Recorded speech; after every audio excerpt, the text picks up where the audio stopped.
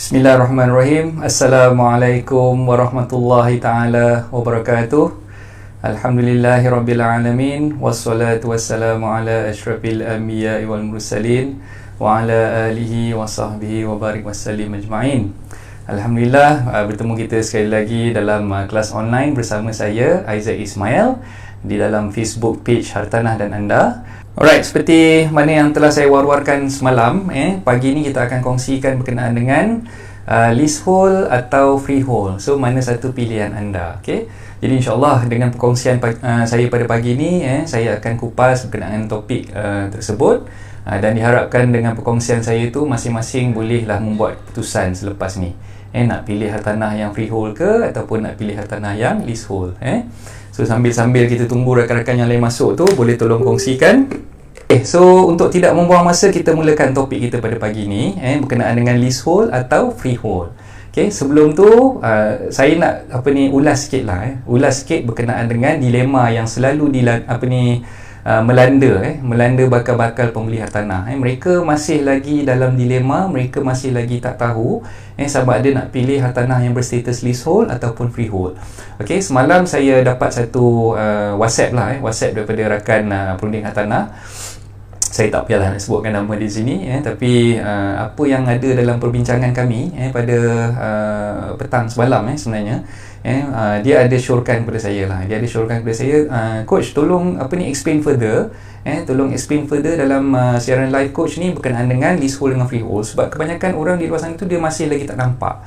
Dia nampak mungkin lah, dia punya mitos, dia rasakan bila beli hartanah ni mesti beli freehold saja semata-mata, cari yang freehold. So yang leasehold ni jarang-jarang yang orang berminat nak beli. Tapi hari ni insyaAllah saya cuba untuk kupas sebenarnya apa yang tuan-tuan puan kuatiri tersebut. Benda tu sebenarnya ada yang tak betul, ada yang kata perception tu salah lah. Perception tuan-tuan puan tu tak tepat. Jadi dengan perkongsian saya pagi ni, insyaAllah kita boleh meredakan kerisauan, boleh menghilangkan dilema yang melanda tuan-tuan puan semua sekarang, dan tak ada masalah pun sebenarnya untuk kita membeli hartanah, sama ada hartanah tersebut berstatus leasehold ataupun freehold. Cuma kena tengok apa yang saya akan kongsikan pada pagi ni. Tuan-tuan puan kena tengok dulu macam mana keadaan hartanah tersebut lah sebelum tuan-tuan puan meneruskan dengan pembelian ataupun meneruskan dengan booking masing-masing lah.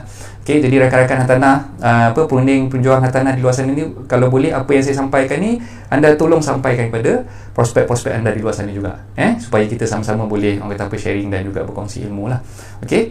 So bismillahirrahmanirrahim, kita mulakan kelas kita pada pagi ni. Alright, so saya dah nampak ada 25 orang yang dah join kita. Terima kasih banyak-banyak siapa yang dah join. Siapa yang dah join ni tolong kongsikan, kongsikan seramai mana yang boleh kita tarik untuk join kelas kita pada pagi ni. Bila bercakap tentang hartanah,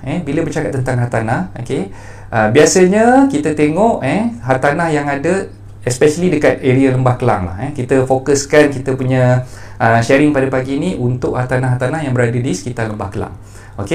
Kalau tengok di sekitar Lembah Kelang sekarang ni, kebanyakan hartanah yang ditawarkan, ditawarkan tu ada yang berstatus leasehold dan ada yang berstatus freehold. Kebanyakannya yang berstatus leasehold ni terletak di tengah-tengah bandar, ataupun yang berdekatan dengan kawasan bandar. Sebagai contoh, kalau saya boleh sebutkan di sini, kawasan yang menjadi hot listing lah, menjadi hot listing di kalangan bakal-bakal pembeli hartanah. Sebagai contoh, kalau kata kita tengok dekat Kota Damansara ataupun di Montiara, ataupun di Bangsa, dekat bahagian KL lah, ataupun kalau kita tengok kat Selangor ni, kita tengok kat area Bangi, Bandar Baru Bangi, kita tengok di area Shah Alam sebagai contoh. Kebanyakan area-area ni adalah area yang dikategorikan sebagai tanah leasehold. Sebelum tu saya nak beritahu lah beza antara leasehold dengan freehold. Leasehold ni sebenarnya kalau kita nak memudahkan kita punya takrifan tu, istilah leasehold ni digunakan untuk hartanah yang berstatus pajakan. Kalau tuan-tuan tengok dalam geran tu, dalam geran tersebut dia ada nyatakan tempoh pajakan 99 tahun. Biasanya lah 99 tahun, dan tempoh pajakan tersebut akan berakhir pada tarikh sekian-sekian. So kalau kita tengok dalam geran tersebut dah nyatakan ada tempoh pajakan di situ, secara tak langsung kita boleh faham bahawa hartanah tersebut adalah berstatus pajakan. So keyword dekat situ, bila kita cerita pasal leasehold, tanah tu dipegang atas status pajakan. Pajakan ni daripada siapa? Daripada pejabat tanah. So maknanya Okay, istilah leasehold ni diguna pakai sejak dahulu lagi untuk mentakrifkan ataupun untuk memberi kefahaman kepada orang lain bahawa hartanah tersebut ada tempoh tertentu. So bila kita beli hartanah yang berstatus pajakan sampai ke tarikh akhir dalam tempoh pajakan tersebut, kita sebagai pemilik ataupun orang kata apa, pemegang pajakan hartanah tersebut perlu renew ataupun perlu memperbaharui tempoh pajakan yang ada dengan memohon kepada pejabat tanah. Memohon kepada pejabat tanah untuk continue ataupun untuk sambung balik kita punya tempoh pajakan yang dah berakhir tadi. Okey, so bila kita nak kena renew tempoh pajakan yang dah berakhir tu, kita nak kena sambung balik. Bila nak sambung balik ni, dia ada bayaran tertentu. Bayaran tertentu yang perlu dibayar kepada pejabat tanah yang juga dikenali sebagai premium. So bayaran premium ni hanya ditentukan oleh pejabat tanah berdasarkan kepada status masa ataupun berdasarkan kepada market value tanah tu pada masa kita nak renew. Sebagai contoh, katakan sekarang ni kebanyakan tanah yang berstatus pajakan ni especially dekat kawasan PJ lah. Kawasan PJ ni kawasan yang dah memang membangun, yang dah memang dari dulu lagi kerajaan negeri telah pun mewartakan ataupun memberi hak milik pajakan ke atas tanah yang yang berada di kawasan sekitar PJ tersebut. Okey, ada yang hartanah pajakan di kawasan PJ, di kawasan Petaling Jaya, yang mana hartanah tersebut telah pun hampir tamat, tempoh pajakannya dah nak habis. Ataupun ada setengah tu yang mungkin tinggal 5-6 tahun saja lagi untuk nak habis tempoh pajakan tu. Okey, jadi sebagai pemegang pajakan, tuan-tuan perempuan yang dah beli hartanah berstatus pajakan tersebut, mungkin ada yang tahu, mungkin ada yang tak tahu lagi, yang sebenarnya tuan-tuan perempuan boleh menyambung semula. Boleh menyambung tempoh pajakan tersebut untuk jadikan dia lebih panjang. Okey, tapi bila kita nak sambung semula, kita kena mohon kepada pejabat tanah dan ia tertakluk kepada budi bicara pejabat tanah masing-masing lah. Kalau katalah di kawasan PJ tadi tu, kalau katalah hartanah yang tuan-tuan perempuan pegang geran tadi tu adalah berstatus pajakan negeri. Pajakan negeri, kita tengok dekat geran tu, nombor geran tu PN, nombor geran tu PN. Okay, so bila pajakan negeri, so kita kena buat permohonan untuk menyambung kepada tempoh pajakan tersebut dengan pejabat tanah dan galian lah. Dengan pejabat tanah dan galian. Kalau misal kata di negeri Selangor ni, pejabat tanah dan galian untuk pajakan negeri itu didaftarkan di Shah Alam. Okey, so bila nak sambung status pajakan ni tadi, kita perlu faham bahawa kerajaan negeri biasanya mengenakan mengenakan charge yang dipanggil premium. So berapa nilaian premium yang perlu dibayar kepada pejabat tanah bergantung kepada lokasi tanah tuan-tuan perempuan semua dan bergantung kepada apa yang dipanggil valuation ataupun market value yang ditentukan oleh pejabat tanah sendirilah. Okey, so bila kita nak bayar, nak sambung, nak renew kita punya tempoh pajakan tersebut, kita perlu memohon kepada pejabat tanah, dan bila kita dah mohon, pejabat tanah akan proses permohonan tadi.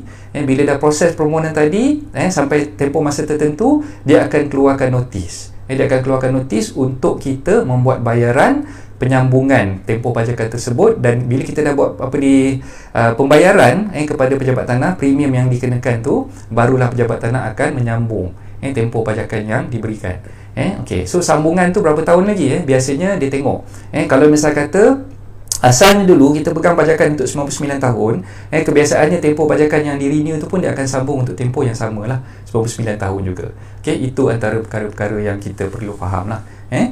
Alright, so kita tengok. Okey, Tuan Jai pun dah masuk. Tuan Jai, terima kasih. Assalamualaikum. Waalaikumsalam Tuan Jai. So siapa yang dah join ni, terima kasih banyak-banyak. Saya nampak nama Bot Zazul kat situ. Okey, terima kasih. Tuan dah buat. Ni semua otak-otak dalam bidang tanah ni. Tuan Fahim Osman pun ada. Terima kasih banyak-banyak. Siapa yang dah join ni. Okey, kita pastikan siaran live kita ni ada two-way communication. Saya tak nak bercakap seorang-seorang. So siapa-siapa yang ada pertanyaan, ada apa-apa perkara yang mungkin nak sharekan dengan saya, untuk saya cuba bantu jawab dan sebagainya, tolong bagi di ruangan komen lah. Tolong letakkan pertanyaan anda di ruangan komen supaya saya boleh bantu anda di situ. Okey, so itu penjelasan saya tentang hartanah berstatus leasehold. So bila kita nak beli hartanah yang berstatus leasehold ni, sebenarnya kita kena faham status leasehold ni tidak pegangan tu hanya untuk tempoh-tempoh tertentu iaitu biasanya diletakkan untuk tempoh 99 tahun. Selepas habis 99 tahun tu kita perlu renew, kita perlu sambung lagi. Okey. So perbezaan yang untuk status hartanah freehold pula, bila kita tengok dalam grant tu, biasanya grant yang berstatus freehold ni dia tidak ada tulis kat situ tempoh pajakan lah. Pegangan di situ ditulis selama-lamanya. Pegangan dekat dalam grant tu, kalau kita tengok dalam grant tersebut, dia tulis pegangan untuk selama-lamanya. Okey, jadi tempoh biasanya kita tulis kita nampak dalam grant tersebut, bila grant tu berstatus freehold, kita tak ada tempoh pegangan pajakan ataupun tidak ada tempoh akhir pajakan lah. Berbeza berbanding dengan hartanah yang dipegang di bawah status leasehold tadi. Okey, leasehold dia ada tempoh pajakan 99 tahun dan tarikh akhir pajakan dia berapa hari bulan lah. Okey, dan siapa yang pegang hartanah berstatus freehold ni sebenarnya dia punya urusan tu lebih mudah dan tidak perlu nak renew ataupun nak memperbaharui tempoh pegangan hartanah tersebut lah. Tapi tak bermakna tuan-tuan perempuan yang beli hartanah berstatus freehold ni, tuan-tuan perempuan dikecualikan ataupun tidak akan menghadapi masalah sekiranya kerajaan negeri ataupun kerajaan persekutuan dia nak ambil balik tanah tu untuk tujuan-tujuan tertentu. Sebagai contoh, walaupun katalah tuan-tuan perempuan pegang hartanah berstatus freehold, katalah pada satu-satu masa tu kerajaan fikirkan perlu ada projek pembangunan untuk menaikkan highway ataupun nak buat jalan raya dekat kawasan tu, dan tanah tuan-tuan perempuan ni terletak di kawasan ataupun di laluan lebuh raya tersebut. Jadi pihak kerajaan sebenarnya boleh menawarkan kepada tuan-tuan perempuan semua untuk ambil tanah tersebut dengan pampasan yang persetujui lah. Okey, so maknanya yang saya nak sebutkan di sini, walaupun tuan-tuan perempuan pegang hartanah tersebut yang berstatus freehold, tidak bermakna tuan-tuan perempuan tidak tanah tersebut tidak boleh diambil ataupun tidak boleh digunakan oleh kerajaan untuk tujuan pembangunan. Jadi kalau misalnya kata ada berlaku pembangunan di kawasan tersebut yang memerlukan tanah tuan-tuan perempuan semua, tanah berstatus freehold ni pun sebenarnya boleh diambil oleh kerajaan. Okey, so itu antara mitos ataupun antara perkara yang mungkin tuan-tuan perempuan jarang-jarang dengar ataupun kurang faham lah tentang perkara tersebut. So even though tanah yang ada tu yang tuan-tuan perempuan pegang sekarang ni berstatus freehold, tapi tidak mustahil untuk pihak kerajaan ambil balik tanah tu untuk tujuan pembangunan. Yang mana bila kerajaan ambil balik untuk buat lebuh raya dan sebagainya, kerajaan perlu membayar pampasan. Okey, yang leasehold tadi pun sama juga. Kalau katalah tuan-tuan perempuan beli tanah berstatus leasehold, tiba-tiba katalah dalam tahun tu kerajaan nak buat highway, yang status leasehold ni pun tak terkecuali boleh dapat pampasan juga. Sama je. Okey, cuma bezanya pegangan, tempoh pegangan. Bila leasehold ada tempoh pegangan 99 tahun, bila freehold dia tidak ada tempoh pegangan. Dalam grant memang dia tulis status grant tu untuk selama-lamanya. Okey, itu antara perkara yang kita perlu fahamilah. Okey, Abot, selamat pagi Abot. Okey, Assalamualaikum. Okey, Tuan Khairi pun dah join. Waalaikumsalam. Okey, alhamdulillah sihat. Okey, terima kasih. Tuan Khairi tolong sharekan Okey, kalau leasehold dah tamat, pampasan dapat tak? Dapat Faizah. So soalan yang Faizah tanya tu sebenarnya tidak ada apa masalah. Kalau misal kata leasehold dah tamat, kalau misal kata kita dalam keadaan yang orang kata dah memiliki hartanah tersebut sejak sekian lama lah, dia sebenarnya pampasan ni tertakluk kepada budi bicara pihak berkuasa negeri ataupun kerajaan negeri. Bila dia nak ambil balik tanah tu, sebenarnya lah ada pampasan tertentu yang dia perlu kirakan dan dia perlu muktamadkan. So bila katalah dalam tempoh list tu dah habis. List tu dah habis dan kita tak sempat nak renew. Okay, so bila kerajaan nak ambil balik tanah yang mana list tu dah habis, kita tak sempat nak renew list tempoh list tersebut, kita tak sempat nak bayar premium untuk menyambung tempoh list tersebut. Bila kerajaan nak ambil, sebenarnya ada guideline ataupun ada prosedur tertentu lah yang mana kerajaan negeri perlu patuhi ataupun kerajaan persekutuan kalau dia nak ambil tanah tu dia perlu patuhi dan memastikan yang hak kita ataupun kita punya interest, kita punya interest tu terjaga dan tidak boleh sewenang-wenangnya diambil begitu sajalah. Memang ada peruntukan tersebut lah. Okey, so jangan risau. Okey, so Faizah, saya dah jawab soalan Faizah kat situ. Okey. Okey, so berbalik kepada isu tanah freehold tadi. Berbalik kepada isu tanah freehold. Biasanya, okey, tuan-tuan perempuan, jangan salah faham. Bila kita beli tanah freehold, it doesn't means that tanah freehold tersebut tidak ada sekatan kepentingan. Bukan semua tanah freehold yang tuan-tuan perempuan miliki tersebut adalah free from apa-apa sekatan kepentingan. Okey, sekatan kepentingan di sini maksud saya adalah syarat-syarat yang diwajibkan. Syarat-syarat yang diwajibkan oleh pihak berkuasa negeri sekiranya kita ingin membuat land dealings. Land dealings ni maknanya kita nak buat apa-apa transaksi ke atas tanah tersebut. So balik ni cuba check. Kalau katalah tuan-tuan perempuan ada kat rumah tu salinan geran masing-masing, cuba check salinan geran masing-masing. Okey, jangan fikir bila kita beli hartanah freehold ataupun dulu mak ayah kita bagi pusaka kepada kita tanah yang berstatus freehold, tanah berstatus freehold tersebut tidak ada sekatan kepentingan. Tak semestinya. Ada juga tanah-tanah freehold yang ada mempunyai sekatan kepentingan, yang mana sekatan kepentingan tersebut berbunyi tanah ini tidak boleh dijual, dipajak, dipindah milik, digadai ataupun apa-apa urusan sekalipun tanpa mendapat kebenaran pihak berkuasa negeri. Ataupun bahasa mudahnya, tanah tersebut bila kita nak buat apa-apa dealing kat atas tanah tersebut, kita perlu mendapatkan kebenaran ataupun konsen daripada pejabat tanah, daripada pihak berkuasa negeri.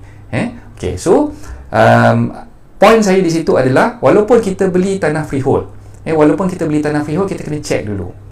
Kita kena check dulu di bahagian sekatan kepentingan. Wujud ke tidak, ada ke tidak sekatan kepentingan untuk kita patuhi sebelum kita buat apa-apa dealing kat atas tanah tersebut lah. Okey, untuk leasehold pula, tak semestinya hartanah berstatus leasehold ni dia ada sekatan kepentingan. Tak semestinya semua hartanah berstatus leasehold ni ada sekatan kepentingan. Okey, ada hartanah yang berstatus leasehold, berstatus pajakan, tapi dia tidak ada sekatan kepentingan dalam geran tersebut. So maknanya bila kita nak buat urus niaga, kita tak perlu nak dapatkan konsen. Okey, so ini salah satu mitos yang kadang-kadang bermain di fikiran masing-masing lah.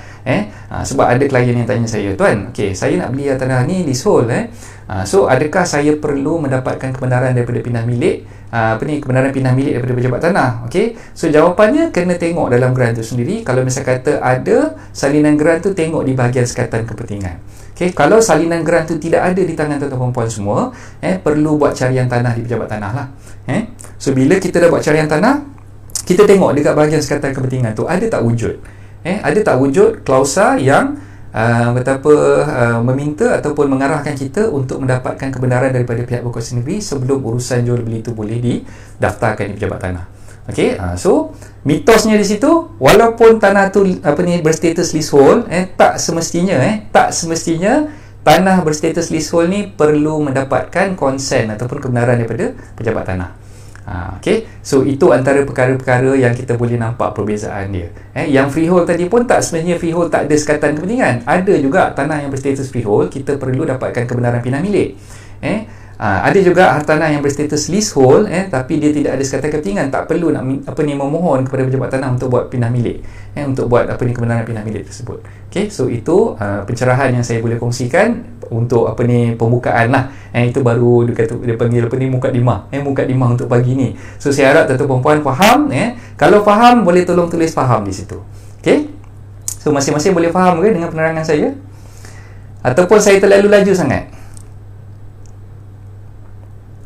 Okay, saya dah nampak Tuan pun dah join. Terima kasih Tuan, sahabat saya daripada SKPG 2, kawan sekolah rendah saya ni.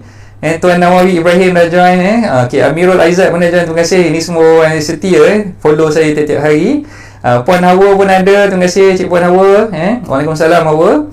Okay, siapa yang dah join ni saya minta tolong kongsikan kongsikan rancangan live ni kepada rakan-rakan yang lain. Kita tarik seramai mana yang boleh lah untuk join kita pada pagi ni.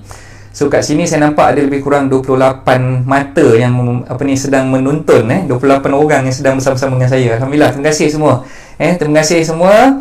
Kalau boleh kita tarik lagi, kita target mungkin kata apa, kita pecah rekod lah pagi ni. Kalau boleh, manalah tahu boleh dah sampai 100 orang yang tengok ke. So faham, semua dah faham, alhamdulillah. Okey, Tuan Azwan dah apa yang kata faham, Amirul pun dah kata faham, Jasmine pun dah kata faham. Okey, terima kasih semua. Okey, so kita move on untuk penerangan saya yang selanjutnya. Okey, so bila tuan-tuan perempuan nak beli hartanah, nak beli hartanah, perkara pertama yang tuan-tuan perempuan perlu fahami adalah tujuan kenapa tuan-tuan perempuan nak beli hartanah tersebut. Bukan nak tengok status geran dia, bukan semata-mata kita nak tengok status geran tu leasehold ataupun freehold. Itu bukannya tujuan utama, itu bukannya fokus utama kita. Fokus utama kita adalah kita kena tanya balik diri kita sendiri, kenapa kita nak beli rumah tu, kenapa kita nak beli dekat kawasan tu, kenapa kita nak kena beli rumah landed, kenapa kita nak kena beli rumah apartment. Itu pertanyaan yang kita perlu jawab.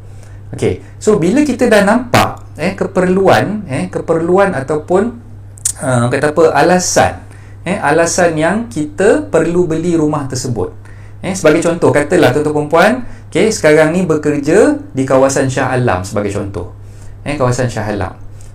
Kalau kita bekerja di kawasan Shah Alam, biasanya orang-orang yang bekerja di kawasan Shah Alam ni dia lebih selesa untuk beli rumah pun di kawasan Shah Alam juga. Shah Alam ni termasuklah kalau katalah dalam banyak section kat situ, ada yang takrifkan Shah Alam ni sampai ke area Puncak Alam lah, apa semua itu semua saya tak nak kupas. Yang penting sekarang ni tuan-tuan perempuan perlu faham. Perlu faham keperluan kenapa tuan-tuan perempuan nak beli hartanah dekat kawasan tersebut. So bila katalah keperluan yang pertama sekali yang tuan-tuan perempuan perlu penuhi, so alasan nak beli hartanah dekat kawasan tu sebab berdekatan ataupun memang within walking distance ataupun travelling distance dengan tempat kerja tuan-tuan perempuan semua. Jadi itu adalah punca utama ataupun sebab utama tuan-tuan perempuan cari kawasan situ. So fikirkan boleh buat perbandingan, buat perbandingan. Kalau katalah tuan-tuan perempuan perlu beli dekat kawasan Shah Alam, itulah keperluan ataupun itulah punca utama kenapa tuan-tuan perempuan memilih kawasan tersebut. Kita kena tengok pula dekat kawasan Shah Alam tu ada ke tidak hartanah yang berstatus freehold terlebih dahulu. Kenapa saya cakap macam tu? Sebab bila kita nak beli hartanah dekat kawasan-kawasan tertentu, dan kawasan tersebut kita dah buat checking, kat kawasan tu ada ke tidak hartanah yang berstatus freehold. Jadi kita perlu utamakan untuk beli hartanah berstatus freehold terlebih dahululah. Itu yang pertama. Nanti saya akan kupas kenapa saya cakap macam tu. Tak apa, ini untuk permulaan ni biar tuan-tuan perempuan nampakkan dulu dia punya tu. Satu, kita tengok keperluan. Keperluan untuk membeli hartanah di kawasan tersebut. Itu yang pertama. Yang kedua, tuan-tuan perempuan perlu tengok dari segi dia punya bajet. Dari segi bajet. Katalah sekarang ni bajet tuan-tuan perempuan adalah 300,000. 300,000. Dengan bajet 300,000 tu, hartanah dekat kawasan situ boleh dapat jenis rumah yang macam mana? Bila kita cerita pasal bajet di sini, kita perlu faham bajet kat sini bukan bermakna kita punya kemampuan untuk membayar deposit semata-mata ataupun kita punya kemampuan untuk memulakan pembelian hartanah tu sahaja. Tak cukup setakat tu. Kita kena tengok komitmen bulanan kita, berapa pinjaman bank yang kita mampu untuk bayar, dia punya expenses. Kalau misalnya kata kita beli rumah tersebut, adakah kita perlu buat pembaikan ataupun nak kena buat renovation kat atas rumah tersebut, barulah kita rasa selesa untuk duduk di situ. Dan contoh macam kalau katalah kita perlukan kawasan yang berdekatan dengan kemudahan awam. So kalau kita tengok bajet kita sekian-sekian banyak, rumah tu dari segi locationnya tu memang berdekatan dengan tempat kerja kita, berdekatan dengan sekolah, memudahkan anak-anak kita nak pergi sekolah, berdekatan dengan kedai, minimarket dan sebagainya, berdekatan dengan restoran untuk memudahkan kita pergi beli makanan dan sebagainya. Okey, so bila dah tengok dari segi faktor keperluan kita beli tadi, kita dah tengok faktor bajet kita pula. Kalau katalah bajet kita yang ada tu terhad setakat 300,000 dan kita dah tengok daripada bajet 300,000 ni dekat kawasan sekitar tu, rumah yang kita mampu beli ni statusnya macam mana? Statusnya macam mana? Kalau katalah tadi kita dah pilih kawasan Shah Alam, kita dah pilih kawasan Shah Alam sebab keperluan kita untuk pilih kawasan tu dekat dengan tempat kerja kita, memudahkan urusan untuk kita pergi kerja. Dan juga kawasan tu dekat dengan sekolah anak kita, nak pergi sekolah pun senang, dekat dengan kemudahan awam dan sebagainya. Okey, itu yang pertama. Yang kedua, kita tengok pada bajet. Okey, kalau bajet kita 300,000, bajet kita 300,000 dan kawasan sekitar Shah Alam tu tidak ada hartanah yang berstatus freehold. Macam saya sarankan tadi, mula-mula tengok freehold dulu kan.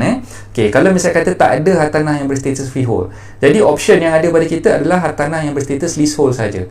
So barang diingat, kawasan Shah Alam tu memang kebanyakan kawasan Shah Alam, statusnya tu kebanyakannya adalah status yang berstatus leasehold. Okey, dia sama lebih kurang macam Bangi juga. Bandar Baru Bangi pun sama juga. Kan? So bila kita tengok bajet kita 300,000 yang memang kita hanya mampu nak beli tu yang berstatus leasehold. Okey. Jadi tak ada option yang kita boleh beli berstatus freehold yang memungkinkan kita untuk duduk di kawasan Shah Alam. Okey. Jadi kalau misal kata dua perkara tadi, keperluan dan juga bajet kita allow ataupun membenarkan kita untuk membeli hartanah yang berstatus leasehold sahaja, jadi saranan saya adalah tuan-tuan perempuan boleh tanya balik diri masing-masing sama adakah rumah yang tuan-tuan perempuan nak beli berdasarkan kepada keperluan dan juga bajet tadi tu menempati syarat ataupun status tuan-tuan perempuan semualah. Okey, kalau misal kata dia menempati syarat, keperluan tu dah menempati, bajet tu dah menempati, tapi rumah tu jenis leasehold saja, by all means tidak ada apa-apa masalah, tuan-tuan perempuan boleh je beli. Boleh je beli. Okey. So yang ketiga yang saya nak syorkan di sini, okey, sama ada pembelian hartanah tersebut untuk tujuan duduk sendiri ataupun untuk tujuan investment. Okey, bila kita cerita pasal duduk sendiri itu yang saya kata tadi, keperluan yang utama tadi, keperluan untuk kita memenuhi adalah untuk tujuan memudahkan kita pergi kerja, anak-anak kita pergi ke sekolah dan kita nak pergi ke kemudahan awam tu mudah. Okey, itu keperluan utama kita. Yang kedua, bajet. Okey, bajet kita kalau kita dah letak ceiling bajet 300,000, rumah tersebut mestilah menepati bajet kita. Kita mampu untuk membayar dia punya deposit, kita mampu untuk membayar dia punya monthly installment dengan bank dan sebagainya. Okey, yang ketiga kita tengok pula kepada dia punya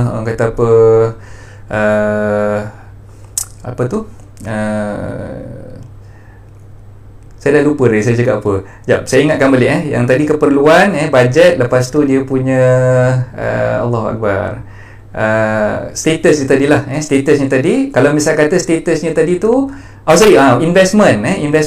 Okey, kalau misal kata kita beli untuk tujuan investment, kita tak nak duduk pun dekat situ. Okey, adakah kita patut memilih hartanah berstatus leasehold? Kalau kita tak nak duduk, kita tak kisah pun sebenarnya kita beli hartanah tersebut tadi berstatus leasehold ataupun freehold, bukan tujuan kita untuk duduk, tapi kita kena fikir, kalau kita beli tu, kita plan untuk kita buat investment, investment kat situ terbahagi kepada dua biasanya. Satu, investment untuk kita simpan dan sewakan. Satu lagi kita buat investment untuk kita jual balik. Mungkin kita dapat good deal, kita dapat hartanah yang mungkin murah, yang di bawah daripada market value. So kita plan, kita dah beli, kita simpan mungkin dalam 2-3 tahun, kita nak flip, kita nak jual balik hartanah tersebut. Okey, kalau tuan-tuan perempuan berkehendakkan untuk buat investment untuk flip, jadi saya syorkan sebaik-baiknya tuan-tuan perempuan elakkan daripada beli hartanah berstatus leasehold. Sebab apa? Nanti kalau misal kata kita dah beli hartanah yang berstatus leasehold dan kebetulan pula di dalam geran tersebut ada dinyatakan sekatan kepentingan ataupun keperluan untuk tuan perempuan mendapatkan kebenaran pindah milik daripada pejabat tanah. Okey, so bila nak flip nanti nak jual balik tu bermasalah, sebab bila kita nak jual balik, kita kena pastikan kalau kita ni bumi putra, kita ni dah beli hartanah tersebut, status hartanah tersebut leasehold, kita nak jual balik kepada seperti orang lain nanti, buyer yang kita nak cari tu nanti, kita perlu pastikan yang buyer tersebut sekurang-kurangnya menepati syarat, yang boleh membeli hartanah tersebut daripada kita.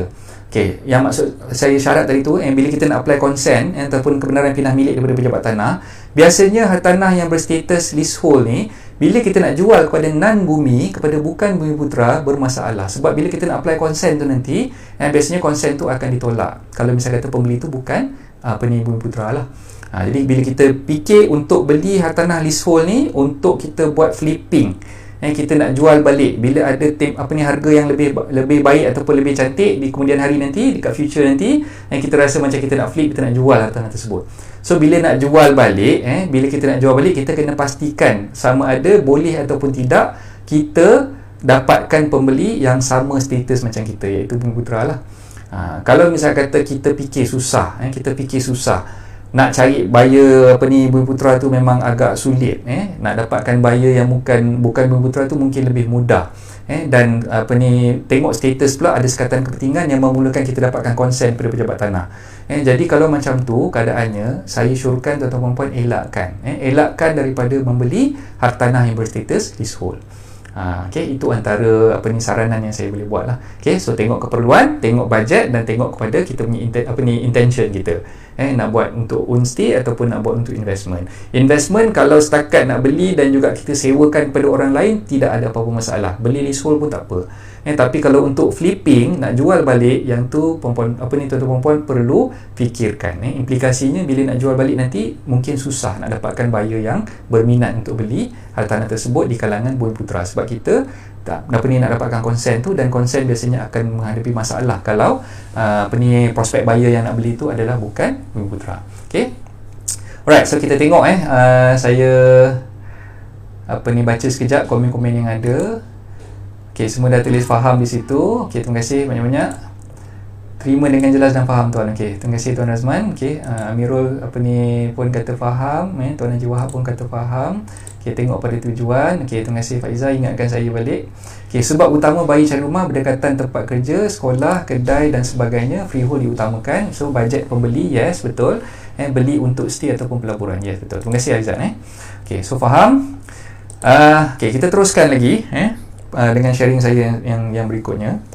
So kalau katalah sekarang ni tuan-tuan puan beli untuk tujuan own stay, untuk tujuan own stay. Kalau tanya pendapat saya, tujuan own stay tu pula bila dah memenuhi keperluan, memenuhi bajet, dan dalam masa yang sama mungkin kita tidak ada intention untuk flip ataupun nak jual balik hartanah tersebut dalam masa terdekat. Mungkin kita nak stay kat situ. Kalau kita dah tak ada umur, kita boleh serahkan rumah tersebut pada anak kita, dan yang ada option dekat kawasan tersebut hanyalah rumah yang berstatus leasehold saja.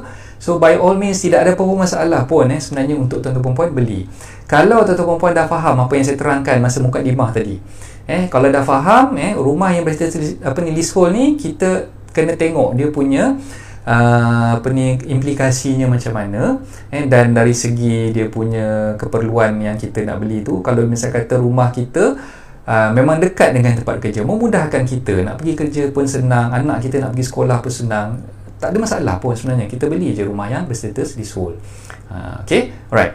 So yang seterusnya, ada yang mempunyai mitos ataupun pendapat yang salah. Dia rasakan bahawa bila beli hartanah yang mungkin terletak jauh sikit daripada tempat dia bekerja tu, lebih memudahkan dia untuk simpan ataupun memudahkan dia untuk menguruskan hartanah tersebut. Jadi dia fikir, saya nak beli rumah walaupun saya kerja kat Shah Alam, tapi saya tengok rumah kat Shah Alam ni semua leasehold dan harganya terlalu mahal untuk saya. Jadi saya opt untuk cari di luar, suburban, kat kawasan yang pinggir bandar, di luar daripada Shah Alam. Itu yang kadang-kadang ada sampai cari rumah pergi ke Kelang, ada yang mungkin cari sampai ke Dengkil, ada yang mungkin cari jauh daripada tempat dia bekerja. So bila kita fikir secara logiknya, kita sebenarnya dalam kehidupan kita seharian, kita fikir untuk memudahkan urusan kita setiap hari. Bukan kita fikir untuk membeli hartanah ni. Bagi saya sebenarnya bila kita beli hartanah ni, tujuan yang kita pentingkan tadi keperluan kita, yang kita pentingkan tadi bajet kita dan juga kita punya intention kita, kan? Okey, kalau katalah tuan-tuan puan fikir sekarang ni, okey, saya beli tanah ni sebabkan saya nak dapatkan freehold juga, saya beli jauh sikit, saya beli jauh, mungkin 30-40 km daripada tempat saya bekerja sekarang. Alasannya sebab apa? Sebab saya nak dapatkan rumah freehold, saya tak nak duduk kat rumah leasehold. Okey, tapi faham apa ni, cuba tuan-tuan puan selami dan fahami, bila kita duduk jauh daripada tempat kerja, jauh daripada kerja, katalah kita nak keluar pergi ke tempat kerja tu, kita ambil masa katalah lebih kurang 1 jam ataupun 2 jam, nak travel daripada rumah kita sekarang nak pergi ke tempat kerja. Seawal pukul 6 pagi, kita lepas main subuh tu dah bergegas dah nak keluar dari rumah, nak masuk ke tempat kerja, nak mengedah jam dan sebagainya, kan? So bila kita berada dalam keadaan situ, adakah kita ni berada dalam keadaan yang selesa ataupun kita puas dengan apa yang kita ada, apa yang kita beli? Sebab tu saya kurang bersetujulah. Saya minta maaf kalau pendapat saya ni salah. Kalau pendapat saya ni tak match ataupun tak selari dengan pendapat tuan-tuan puan semua. Tapi bagi saya, bila kita beli rumah untuk kita duduk, kita perlu cari rumah yang berdekatan dengan kemudahan awam dan tempat kita nak bekerja. Itu yang paling utama, itu keperluan. Kalau misalnya kata tanya dengan saya, itu keperluan saya. Sebab saya tak nak bila contoh katalah sekarang ni, saya cari rumah yang jauh daripada tempat kerja saya terpaksa travel tiap-tiap hari, keluar seawal pagi pukul 6 dah keluar rumah, balik pula tu pukul 5.30 dah keluar daripada pejabat, nak sampai ke rumah kadang-kadang sampai isyak baru sampai rumah ataupun lepas maghrib baru sampai rumah. Setiap hari tau, setiap hari kita perlu berhadapan dengan perkara macam tu. Sabtu Ahad je ada masa kita boleh duduk kat rumah. Yang masa-masa lain, bak kata orang, keluar tak nampak matahari, balik pun tak nampak matahari, kan? So adakah itu kebahagiaan yang tuan-tuan puan ataupun perkara yang tuan-tuan puan inginkan?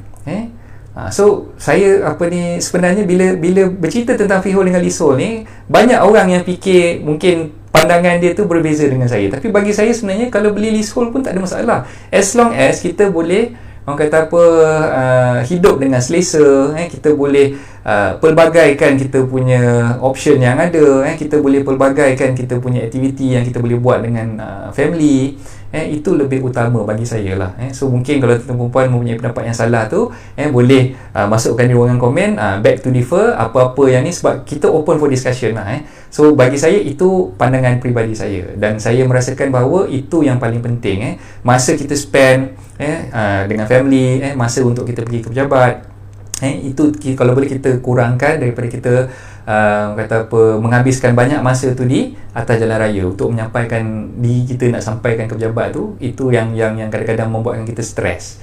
Sebab kehidupan kita ni, kita kena faham, hidup kat dunia ni bukannya lama pun. Kadang-kadang bila kita beli rumah, contoh katalah kita beli dekat kawasan yang jauh daripada tempat kerja kita, kita terpaksa travel jauh, dan dalam masa yang sama anak kita pula katalah mungkin anak kita bersekolah dekat kawasan perumahan tersebut. So anak kita ni katalah baru darjah 4 ataupun darjah 3 sebagai contoh. So anak ni terpaksa naik bas, dan dalam masa yang sama bila naik bas tu pula kita tak tahu keadaan anak tu macam mana. Dia transit dekat rumah, transit ke ataupun mungkin dia balik rumah sendiri ke, so nak menguruskan anak tu, nak makan dia macam mana apa semua, kan. Kalau anak tu dah besar sikit tak apalah, mungkin anak tu darjah 1 ke darjah 2 ke, masih kecil lagi, yang mungkin memerlukan lebih perhatian daripada kita. Jadi kita mungkin dalam keadaan yang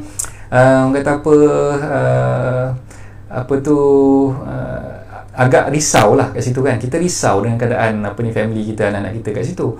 Jadi bila berlaku keadaan macam tu, bagi saya no point kalau tuan-tuan puan fokuskan nak beli tanah freehold tapi berada jauh daripada tempat kerja tuan-tuan puan, dan dalam keadaan sama duduk kat office pun tak boleh nak tumpukan perhatian, asyik fikir, alamak, macam mana anak aku kat rumah ni, macam mana anak aku balik sekolah ni, kan. Jadi kita risau. Jadi kalau katalah kita berada berdekatan, kita dekat, rumah kita nak pergi kerja pun dekat, kita punya anak kita nak pergi sekolah pun dekat, dalam masa yang sama kita boleh balik menjenguk anak, katalah tengah hari kita sempat ambil anak balik sekolah dan hantar anak balik rumah dan sebagainya, itu lebih memudahkan urusan kita lah, kan.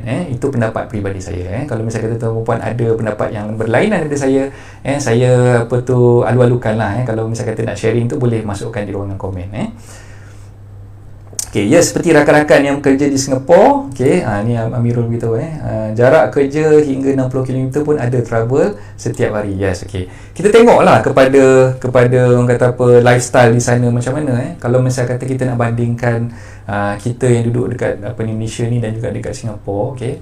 So kalau kita tengok sebenarnya kat Singapura dia punya jaringan pengangkutan awam ni memang terbaik MRT kat mana-mana pun ada keluar daripada rumah jalan kaki sikit dah jumpa MRT keluar daripada MRT jalan kaki sikit dah jumpa pejabat kan so yang macam saya pun ada beberapa saudara mara saya yang duduk di Singapura dan saya nampaklah memang kehidupan diorang di sana tu memang sangat berbeza dengan kita kalau macam kita kat sini walaupun katalah rumah kita tu berada di kawasan suburban macam saya lah, contoh macam saya duduk di Kajang okey, ada kawan-kawan saya yang mungkin naik MRT lah naik MRT untuk sampai ke tempat kerja okey, so mereka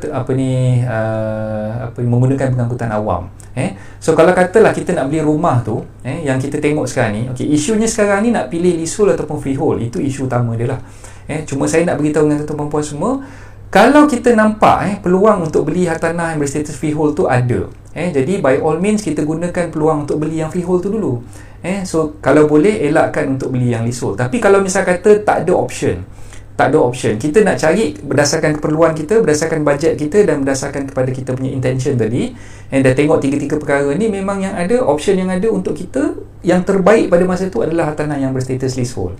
Dan dalam masa yang sama kalau kita nak duduk suburban, duduk jauh daripada kawasan bandar dekat pinggir bandar, kat mana-mana kawasan yang mungkin lebih jauh daripada tempat kerja kita nak pergi ke tempat kerja tu tak ada pula pengangkutan awam tak ada MRT dekat situ, tak ada LRT dekat situ yang memungkinkan kita pergi ke tempat kerja tu kena bawa kereta ataupun bawa motor sendiri so itu yang saya katakan tadi sebenarnya nak beli rumah ni bukan tengok pada status grant tu semata-mata banyak lagi perkara lain kita perlu perhalusi dan kita perlu fahami lah so bila ada mitos ataupun tabu di kalangan tuan-tuan perempuan semua kerisauan ataupun ketakutan beli leasehold ni memang rugi, nanti nak jual pun susah bila kita nak orang kata berurusan untuk buat pindah milik nanti nak kena ada konsen lepas tu bila dah habis tempoh pajakan tu nanti kita nak kena bayar premium, nak kena renew balik dan sebagainya bagi saya kita fikirkan yang kita ni sekarang ni kita fikir yang kita kalau katalah sekarang ni kita duduk dalam tahun 2020 anak kita katalah masih lagi di sekolah rendah dalam tempoh pajakan tu nak habis katalah pajakan tu habis tempohnya 2099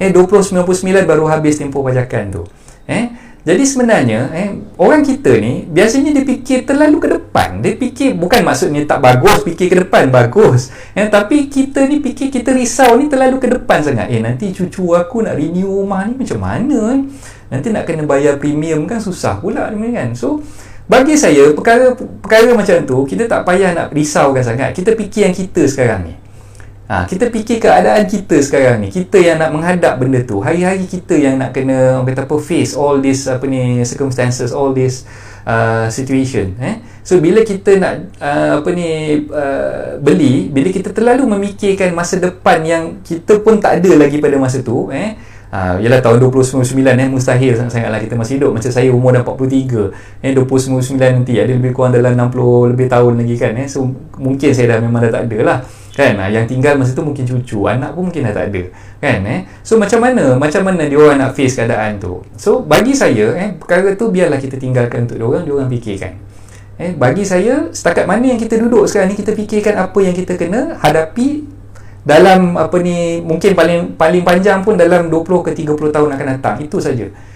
Kita fikirkan sekarang ni katalah kita nak beli rumah untuk anak kita selesa kita nak beli rumah untuk anak kita ada aset ataupun bila kita tinggalkan anak kita tu nanti anak kita tu ada dia punya what we call harta yang kita tinggalkan jadi bagi saya bila dah tengok keperluan, bila dah tengok bajet, bila dah tengok intention tiga perkara ni kita dah kaji dan kita nampak memang agak sukar untuk kita memiliki hartanah berstatus freehold sebab freehold ni kadang-kadang keadaannya tanah freehold ni property tu berada jauh daripada tempat yang kita bekerja ataupun mungkin outskirt sikit daripada kawasan kita dan mungkin harganya agak tinggi sikit berbanding dengan tanah yang berstatus leasehold tadi. Jadi bagi saya benda tu baik kita utamakan perkara yang kita hadapi lah, yang kita sendiri nak face, bukannya untuk cucu-cucu kita, cicit kita ke, bukan. So itu pandangan peribadi saya lah. So kalau misalnya kata tuan-tuan puan ada pandangan yang berbeza dengan saya tu, terpulang pada masing-masing. So kita boleh buat perkongsian, kita boleh betul-betul pendapat di sini. Tak rugi beli rumah leasehold jika kawasannya berpotensi. Hak milik leasehold boleh buat permohonan lanjut tempoh pajakan kepada pihak berkuasa negeri jika baki tempoh pajakan dah kurang. Pihak berkuasa negeri tidak akan ambil rumah kita. Yes, betul. So tu apa yang Puan Hawa kongsikan tu, dan saya bersetuju dengan apa pandangan dia lah. Salam tanya coach, ilmu yang mantap baru free ni, well done. Terima kasih Cikgu Jamrus. So Cikgu Jamrus tolong kongsikan kalau boleh rancangan live ni kepada rakan-rakan yang lain. Kongsikan dekat grup cikgu, tim Cikgu Jamrus, supaya ramai lagi yang boleh join kita pada pagi ni. Alright. So daripada apa yang saya kongsikan tadi tu, so kita dah boleh buat kesimpulan di sini. Kesimpulan yang saya cuba nak menyampaikan kepada tuan-tuan puan semua, yang mana mitos ataupun kerisauan, keraguan tuan-tuan puan nak beli tanah, yang mana mungkin duduk kat kawasan bandar, takut sangat nak beli tanah berstatus leasehold ni, takut ada apa-apa masalah, takut nanti susah nak buat pindah milik dan sebagainya. Jadi bagi saya sekarang ni, tengok 3 perkara yang saya syorkan tadi tu dulu. Tengok 3 perkara yang saya syorkan tadi dulu. Nak beli freehold itu memang keutamaannya lah. Kalau boleh dapatkan tanah freehold lagi bagus. Kalau kat kawasan yang tuan-tuan puan tu minat dan kebetulan ada menepati bajet, menepati keperluan yang tuan-tuan puan nak penuhi tadi tu, teruskan beli yang freehold tu dulu. So itu letakkan sebagai first priority. Tapi kalau dah cari yang freehold ni tak ada, bajet dah burst, yang ada pun mungkin rumah tu mungkin tak kena dengan kehendak ataupun tak perlu tak kena dengan petis tuan-tuan puan semua, berdasarkan kepada katalah anak dah ramai, anak ada 6 orang sebagai contoh, rumah freehold ada, tapi rumah freehold ni cuma apartmen 800 square feet. So bilik pun ada 3, bila nak menempatkan anak yang ramai ni mungkin tak boleh. Tapi bajet tu dalam masa yang sama, you all ada bajet yang boleh dapatkan rumah yang landed ataupun rumah teres. Rumah teres yang mungkin ada bilik yang lebih banyak, yang kita boleh tempatkan anak dan isteri kita dengan selesa.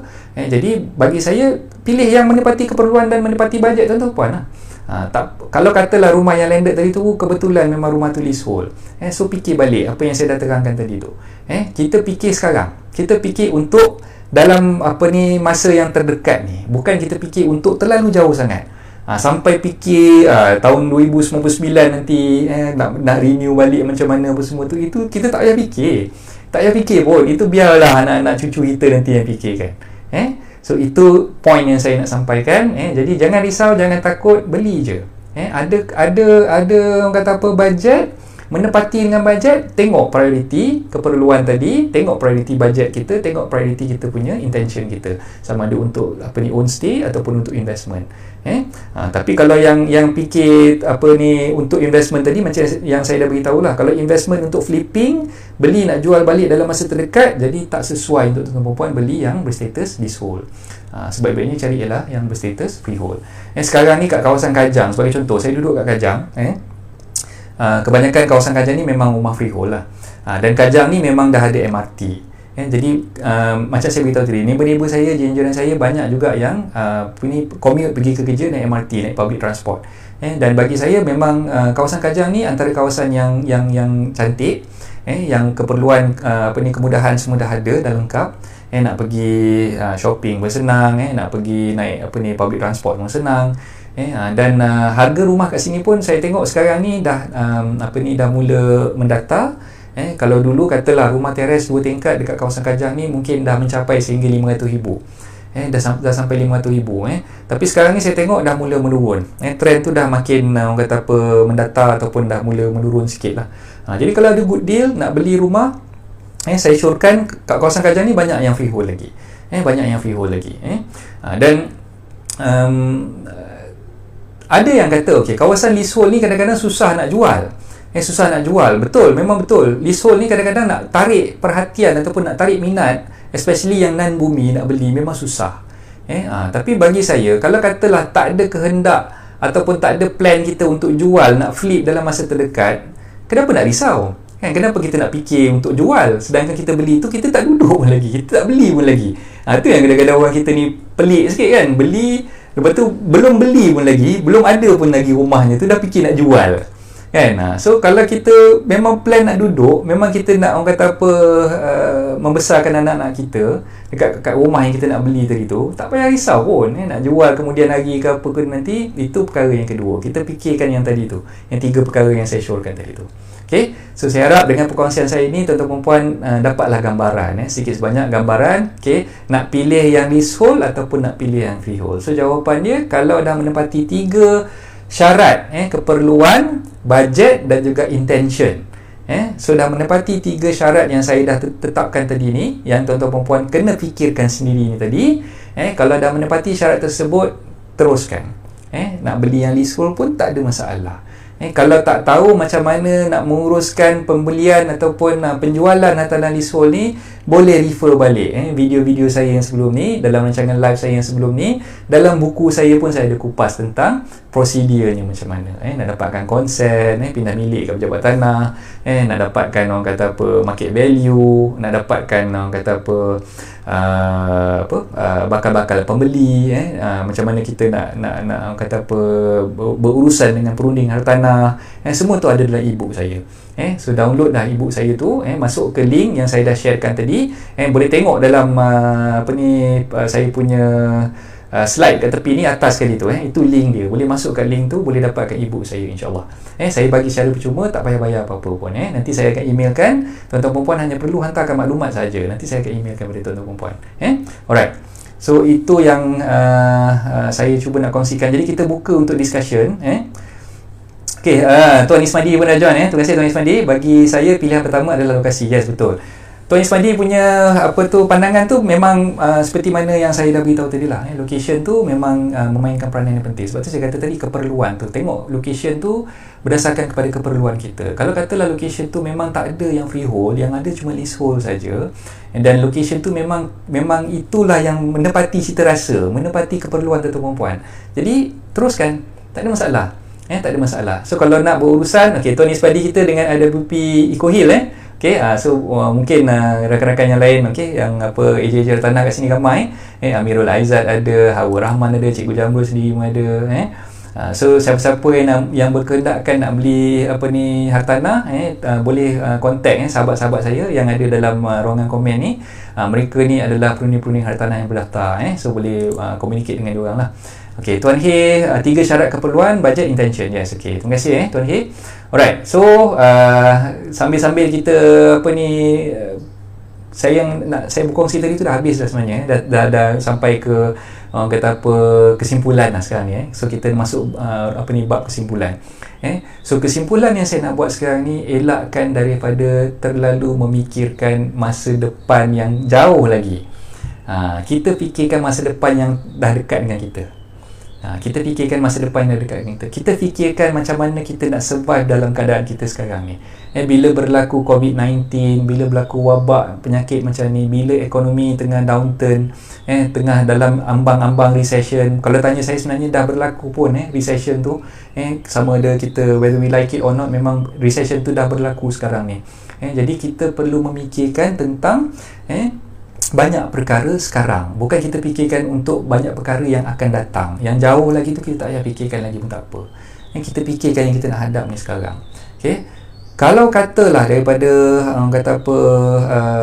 survey yang tuan-tuan perempuan buat, hartanah yang ada dekat kawasan sekitar tuan-tuan perempuan semua menepati bajet, menepati keperluan, lokasinya cantik, semua okey, tak ada apa-apa masalah, dan intention tuan-tuan perempuan untuk duduk on stay, dan tak ada niat untuk flip balik hartanah tersebut. So belilah, apa status pun tak ada masalah. Kalau ada kebetulannya freehold, beli yang freehold. Kalau tak ada yang freehold, then tak ada masalah, beli yang leasehold, boleh je. Right? Coach, tadi Anggun ada tanya bumi swap non bumi macam mana? Oh, ya ke? Tak perasan pula.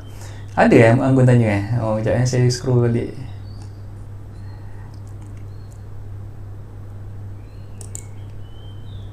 Okey. Tak apa, saya tak perasan yang anggun tanya tu, saya cuba jawabkan. So, kalau bumi nak swap kepada non-bumi, okey. Sekarang ni kena fikirkan, bila kita beli, kita ni sebagai bumi putera. Kita sebagai bumi putera. Katalah, bila kita nak beli hartanah tu dah ada geran individu. Okey, dah ada geran individu, dan geran individu tu ada sekatan kepentingan di situ yang memastikan kita mendapatkan kebenaran pindah milik. Okey, so anggun fahamkan kat situ. Kita nak beli, bila kita nak beli hartanah tu, kita tengok geran, dekat geran tu ada tulis sekatan kepentingan. Sekatan kepentingan kat situ tulis tanah ini tidak boleh dipajak, digadai, dipindah milik melainkan dengan kebenaran pihak berkuasa negeri. So secara tak langsung kita dah fahamkan bahawa urusan untuk membeli hartanah tersebut memang perlu mendapatkan konsen ataupun kebenaran pindah milik daripada pejabat tanah. Okay. So bila anggun dah tengok dekat situ ada konsen yang perlu diperolehi daripada pejabat tanah. Okay. So bila kita dah beli hartanah tersebut, sebenarnya bila kita nak beli, kita perlu mendapatkan konsen terlebih dahulu. Tak kira lah kita ni bumi ke ataupun kita ni non bumi. Faham ke faham? So maksud dia, okay,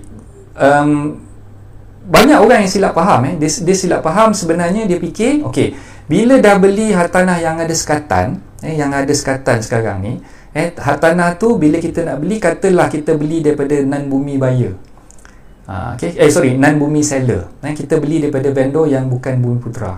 Okay. So bila kita beli pula hartanah tersebut, kita sebagai bumi putera, status hartanah tu bertukar daripada non-bumi bertukar status kepada bumi balik. Okay. Sebenarnya ini semua mitos. Ini semua mitos. Fahamkan apa yang saya cuba nak terangkan di sini. No such thing as daripada non-bumi status dia bertukar kepada bumi, ataupun daripada bumi status dia bertukar kepada non-bumi sekiranya hartanah tersebut dah ada geran individu. Okey, faham Okey, saya cuba nak bagi analogi yang lebih mudah. Okey, katalah sekarang ni saya duduk kat rumah saya beli rumah saya sekarang ni, status rumah saya ni adalah freehold. Status rumah saya ni adalah freehold. Saya adalah seorang Melayu, bumi putera. Okay. So bila saya nak jual hartanah saya ni, saya tengok dalam geran tu tidak ada sekatan kepentingan. Tidak ada keperluan untuk saya mendapatkan konsen ataupun kebenaran pindah milik daripada pejabat tanah. Jadi tidak ada apa-apa masalah untuk saya jual sama ada kepada bumi ataupun kepada non-bumi. Faham Right. So sekarang ni, kalau katalah hartanah saya duduk sekarang ni adalah hartanah yang berstatus leasehold. Okay, saya adalah seorang Melayu, seorang bumi putera. Okay, saya beli hartanah ni daripada pemaju. Okay, so bila saya nak jual, saya tengok dekat geran tu ada sekatan kepentingan yang memerlukan saya mendapatkan konsen ataupun kebenaran pindah milik daripada pejabat tanah. Okay, datanglah si Ali. Okay, Ali ni nak beli rumah saya. Okay, Ali adalah seorang Melayu, seorang bumi putera. Okay, saya nak jual kepada Ali. Okay, so bila saya nak jual kepada Ali, dia tidak ada syarat di dalam geran tersebut, tidak ada syarat bila awak sebagai penjual nak jual kepada bumi putera, awak tak perlu nak apply consent. No such thing. Tidak ada syarat yang macam tu. Syarat dia, tak kisahlah awak nak jual kepada bumi putera ke, awak nak jual kepada non bumi putera ke, awak masih perlu dapatkan consent ataupun kebenaran pindah milik daripada pejabat tanah. Okey, katalah yang datang tu Acong, Cina. Okey, memang Acong bukan bumi putera lah. So bila saya nak jual kepada Acong, still sama juga. Saya kena dapatkan kebenaran pindah milik daripada pejabat tanah. Okey, status hartanah tu masih lagi berstatus leasehold yang ada sekatan kepentingan yang memerlukan saya apply consent. Tak kira notwithstanding saya nak jual kepada bumi putera ataupun kepada non bumi putera. Okey, katalah sekarang ni Acong nak beli. Okey, saya apply consent ke pejabat tanah. Okay. Biasanya bila non bumi putera beli, ada konsen di situ yang perlu diperolehi daripada pejabat tanah. Biasanya untuk first application, untuk first attempt, permohonan kali pertama saya untuk dapatkan kebenaran pindah milik itu akan ditolak. Akan ditolak oleh pejabat tanah. So pejabat tanah minta saya buat rayuan. Okay, saya buat rayuan, saya kena lampirkan dokumen-dokumen sokongan untuk menyokong permohonan saya tadi, kenapa saya perlu juga jual kepada Acong. Okey, so dalam permohonan untuk dapatkan konsen, untuk revise balik penolakan yang dah pejabat tanah buat sebelum ni, okey, biasanya saya akan lampirkan alasan-alasan kenapa saya perlu juga jual rumah ni kepada Acong. Okey, antara alasannya adalah saya dah cuba iklankan rumah ni lebih daripada setahun. Okey, saya kena lampirkan iklan. Okey, katalah saya buat iklan melalui mudah.my. Saya buat iklan dekat dalam surat khabar. Saya buat iklan gantung banner dan banting. So, saya kena lampirkan iklan ni. Saya dah buat selama setahun. Lebih daripada setahun saya dah buat iklan tu, tapi tak ada juga pembeli Bumiputera yang membeli. Okey, itu antara alasan yang biasa, yang orang kata apa, famous lah. Yang famous orang selalu gunakan. Dah lama iklan tapi tak ada bumi buyer yang nak beli. Okey, itu yang pertama. Yang kedua, saya gunakan alasan saya terpaksa juga jual rumah ni sebab saya tak boleh nak menanggung beban hutang yang terlalu tinggi, yang mana memungkinkan saya mungkin rumah ni boleh dikenakan lelungan sebab saya tak mampu nak bayar. Okey, itu antara alasan yang biasa digunakan juga. Ataupun alasan lain, katalah saya nak kena membiayai kos perubatan sebagai contoh. Katalah anak saya sakit, nauzubillah, tak jauh lah, anak saya sakit dan memerlukan kos rawatan yang tinggi, jadi saya terpaksa menjual rumah ni. Okay. Jadi bila saya buat rayuan kepada pejabat tanah, nak buat rayuan kepada pejabat tanah ni, pejabat tanah akan tengok alasan-alasan yang saya berikan untuk penjualan tersebut kepada Achong. Okay. Dan biasanya bila kita dah buat second attempt, kita dah buat appeal, dia bagi appeal rayuan, biasanya pejabat tanah akan membenarkan. So penjualan tu boleh berlaku. Boleh berlaku. Yang biasanya mitos yang orang dengar ni, biasanya bila nak jual kepada bukan Bumiputera, dia fikir memang tak boleh jual langsung. Tidak, bukan macam tu. Boleh jual, cuma kena tahu caranya. Kena apply, bila dah kena reject tu kena buat appeal, kena buat second attempt, dan bila appeal tu biasanya kena ada dokumen sokongan dan juga alasan yang kukuh, barulah pejabat tanah akan membenarkan bagi kebenaran, bagi konsen untuk menjual kepada non-Bumiputera. Okay, so bila Achong dah beli, it doesn't mean that bila Achong dah beli, status tu bertukar daripada bumi punya status kepada non-bumi punya status. Tidak. Status tu memang daripada awal lagi, memang statusnya adalah hartanah tu berstatus pegangan pajakan yang memerlukan konsen ataupun kebenaran pindah milik daripada pejabat tanah. Itu saja. Itu saja. So jangan salah faham di situ. Bukan ada swap bumi kepada non-bumi, lepas tu bumi non-bumi dah beli, tukar pula status tu jadi non-bumi punya status. Tak. No such thing. No such thing. So jangan keliru, jangan salah faham. Sama juga keadaannya. Katalah sekarang ni saya ni Achong. Katalah saya ni Achong, saya ni Cina. Saya dah beli hartanah berstatus leasehold. Sekarang ni saya Achong nak jual kepada Ali pula. Okey, Ali Melayu, Bumiputera. So sama juga, bila leasehold ada sekatan kepentingan, Achong pun perlu memohon dapatkan kebenaran dulu, kena dapatkan konsen daripada pejabat tanah dulu. Dan dalam kes ni, bila Achong jual kepada Ali, konsen tu biasanya akan lepas lah. Kebenaran pindah milik tu diperolehi masa awal-awal kita submit ke pejabat tanah tu, dah dapat dah. Dia tak perlu nak appeal lagi. Sebab non-bumi jual pada bumi. Okey, jangan tanya saya kenapa pejabat tanah buat sekatan-sekatan macam ni. Itu bukannya bidang kuasa saya untuk menjawab lah. Itu memang dah ada dalam perancangan. Kerajaan negeri itu dah ada dalam perancangan dia. Kawasan sekitar sekian-sekian dia dah ada gazetkan kawasan tu. Memang statusnya leasehold yang memerlukan kebenaran atau konsen pejabat tanah untuk kita jual. Okay. So bila berlaku keadaan macam tu, so jangan salah faham. Bila nak jual tu, tengok je dalam geran tu ada sekatan kepentingan ke tidak. Kalau ada sekatan kepentingan, kita nak jual tu kepada non-bumi, kita perlu faham application untuk konsen tu biasanya akan tolak kali pertama. Kali yang kedua tu biasanya dia akan luluskan kalau alasan yang kita berikan tu kukuh. Tak ada apa-apa, orang kata alasan yang kukuh tu susah sikit lah. So kita kena fikirkan ataupun kita kena buat usaha untuk dapatkan alasan yang kukuh untuk memungkinkan pejabat tanah meluluskan permohonan untuk kebenaran pindah milik tersebut. Okay, so saya harap saya dah jawab dah apa pertanyaan Anggun di situ.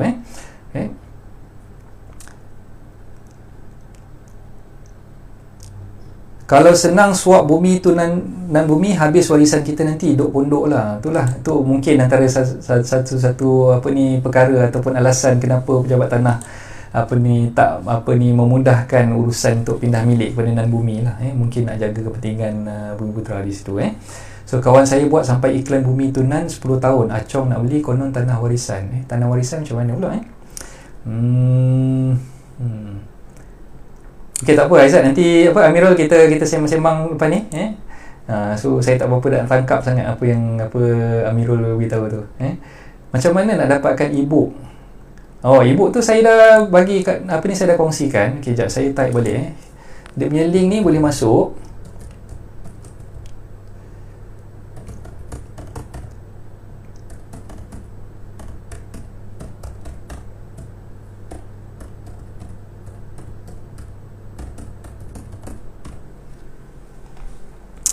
Sekejap, saya hantar link tu dalam ruangan komen ni. So Cik Khair boleh ambil daripada ruangan komen ni.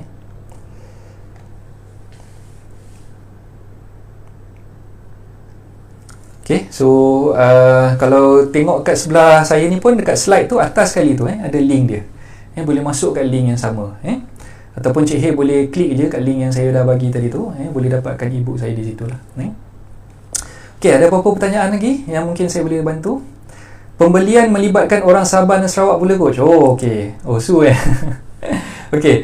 Untuk orang Sabah dan Sarawak, statusnya adalah diorang ni Bumiputera. Bumiputera. Jadi sebenarnya untuk hartanah yang berstatus leasehold tak ada masalah pun.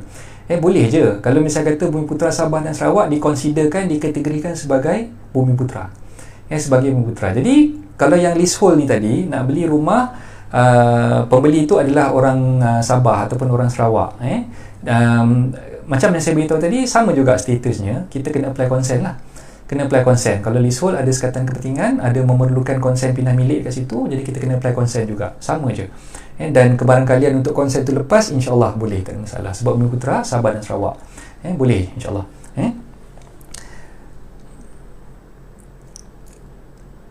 Okay, ada lagi pertanyaan yang saya boleh jawab? Saya boleh bantu anda untuk merungkaikan kemusykilan anda semua, insyaAllah. Okey, so kalau saya bagi lebih kurang 1 minit lagi 1 minit lagi. Kalau ada pertanyaan boleh bertanya dengan saya. Kita dah bersiaran live lebih kurang 1 jam 16 minit dah sekarang ni. Saya ucapkan ribuan terima kasih lah kepada anda semua. Ada 23 mata yang sedang memandang saya lagi, setia bersama dengan saya pada hari ini. Dan insyaAllah perkongsian saya ni saya akan rekod siaran live ni, dan saya akan biarkan saja dalam Facebook page hartanah anda. Kalau misalnya kata anda perlu untuk rewind balik, boleh tengok. Ataupun yang mana yang nak tengok YouTube pun boleh. Nanti saya akan uploadkan dalam YouTube channel saya Hartanah dan Anda. Okay, so boleh tengok dalam YouTube juga. Tak ada apa-apa masalah lah. Dan kalau nak berkomunikasi dengan saya, boleh hantarkan WhatsApp, nombor telefon saya masukkan dalam ruangan komen ni. Bagaimana kiraan untuk top up leasehold? Okey, nak top up leasehold ni Tuan Ismadi, saya tak boleh nak jawab sekarang sebab dia berdasarkan kepada location tanah tu dan juga berdasarkan kepada budi bicara pejabat tanah. Dia tengok penilaian dia. Tengok penilaian pada masa kita nak sambung tu nanti. Jadi berapa premium yang kena bayar tu nanti dia bergantung kepada proses yang pejabat tanah lakukan untuk buat valuation dan juga untuk tentukan dia punya premium lah. Jadi untuk jawab sekarang ni memang soalan tu agak sukar untuk saya jawab sebab setiap kawasan, katalah kawasan PJ dia punya nilaian dia berbeza. Yang Bangi mungkin berbeza. So dia tengok pada kawasan tu sendiri dan pejabat tanah yang akan tentukan lah macam mana dia punya bayaran premium pada masa yang kita nak renew tu tadi. Okay, so ada yang tanya bila nak kena renew. Okay, mungkin seawal 4 ataupun 3 ataupun 4 tahun 3 ataupun 4 tahun sebelum tanah kita tu nak habis tempoh pajakan tu. Masa tu kita dah boleh buat permohonan untuk renew lah. Jangan dah tunggu sampai dah sebulan nak renew, lapse tempoh pajakan tu baru nak renew. Seawal mungkin 3 tahun sebelum tu lagi kita dah boleh buat permohonan untuk renew lah. Okay, so saya harap saya dah jawab lah soalan Tuan Ismadi kat situ. Okay, jadi siapa-siapa yang nak berhubung dengan saya boleh contact saya 012-655-0685. Okay, so itu saja perkongsian saya untuk hari ini. Terima kasih banyak-banyak kepada anda semua yang telah mengikuti siaran live saya.